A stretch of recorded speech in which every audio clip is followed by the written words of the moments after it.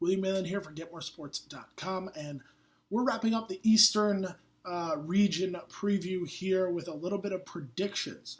Who's going to make it? Who's going to make a run? Who's going to get knocked out early?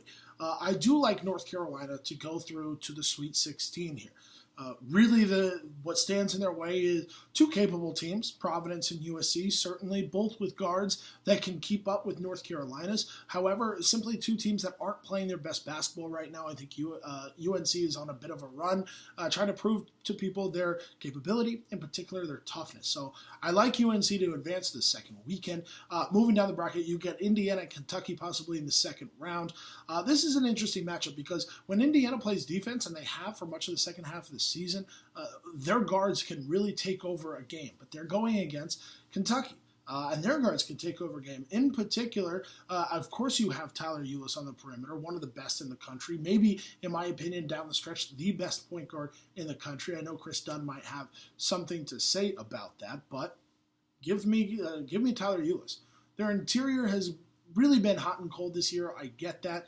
I would probably go with Indiana in this matchup. However, I mean, it's really a crapshoot with those two teams. Really sad that one of them is going to go home in the first weekend of the NCAA tournament. So I do have North Carolina matching up with Indiana in the Sweet 16. You go further down, I like Notre Dame to advance. They're obviously going to have to play West Virginia in the second round if both of those get through.